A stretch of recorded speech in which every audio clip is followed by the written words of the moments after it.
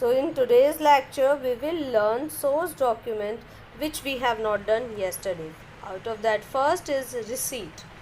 Receipt means evidence of cash payment. Whenever we receive the cash from any customer, we issue a receipt to him that contains date, amount and the name of the customer, which is the evidence that customer has paid the money, and now we will not take any another kind of money from the customer because he has paid entire amount. Original copy is given to the customer and the duplicate copy kept for the record. And in the same way, while we are doing any payment, as a evidence of that payment, we received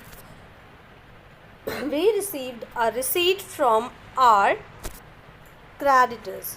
So in this way we have the evidence that we have paid their credit. Next we have debit note. Debit note is prepared at the time of returning goods.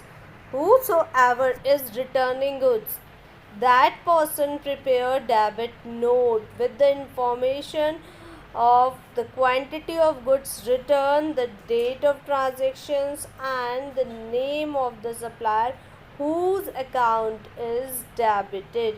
Entire details were written in debit note so that the person can get that how much product they have got back, and reason of the why you are returning that particular goods, the reason should be mentioned clearly. So whenever we are and at the time of when suppliers are returning goods to us, we get a debit note from their side, and that is the evidence that they have returned certain goods for the certain causes, and we used to keep a copy with this note with us for the recording purpose. Here we have a specimen of debit note, which is clearly, if you will check the particular side, 15 deep torches, your invoice number 350 are being written as the torches are badly damaged. So invoice number is the transaction which we are mentioning here, and the amount and to whom, name and address of the person to whom we are sending, that should be mentioned clearly in the debit note, along with the signature of the manager who is returned the product. So debit note, in debit note we basically prepare all the necessary information for the supplier to make him understand that why we are returning the product and what is the cost of the product which we are returning, so that in future we will not pay the amount of goods returned. Next we have credit note. It is just opposite of debit note. When we receive a debit note from a supplier, so as the response of that debit note, we need to send him back a credit note that indicates that all the goods returned by you as received by us and your account is credited in our books. Now for that particular goods there is no transaction left, and duplicate copy of this note also need to kept with us as a record that we have received and now there is no transaction of this. So credit note is just opposite of debit note, or we can say that it is a reply for debit note, because when a person debiting your account, you need to credit his account in your book. Next we have pay in slip. So many times we have used pay in slip. This is a form available in the bank, and with the help of this form we deposit our cash and checks in the bank.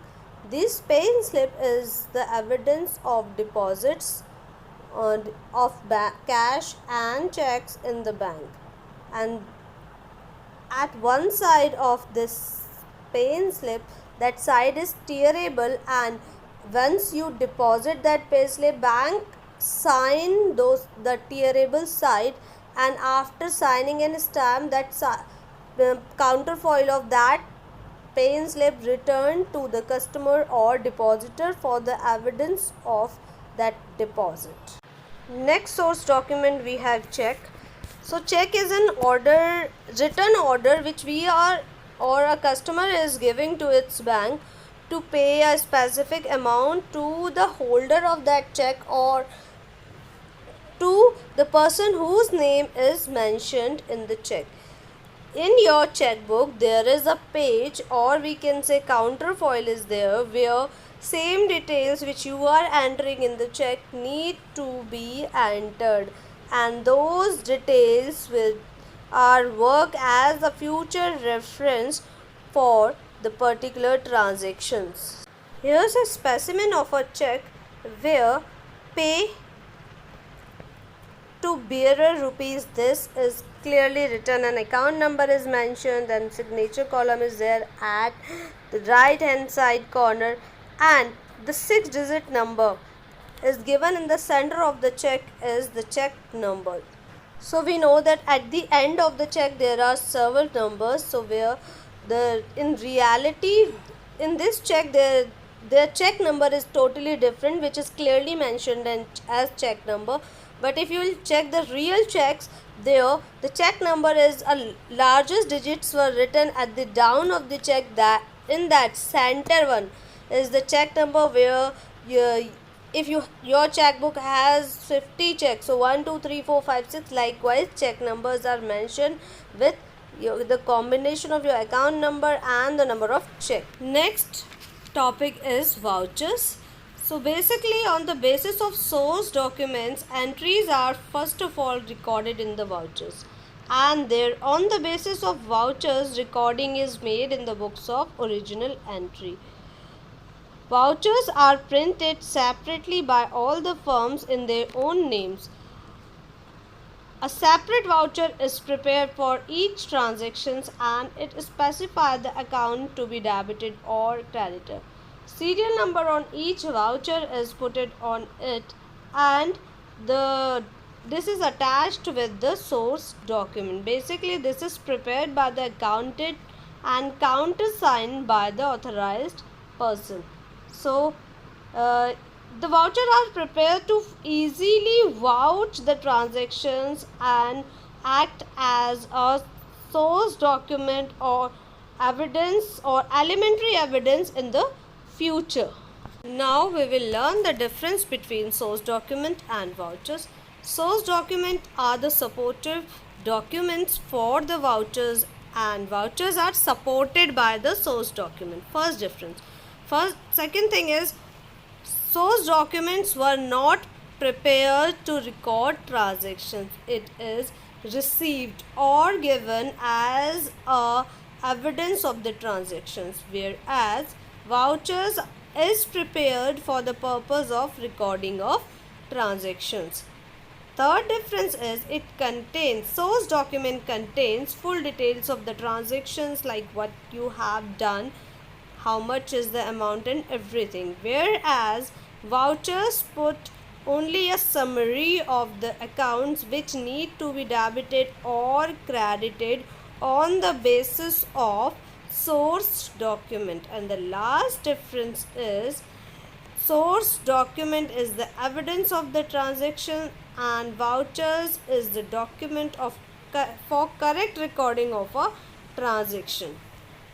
There are many types of vouchers which we will learn tomorrow.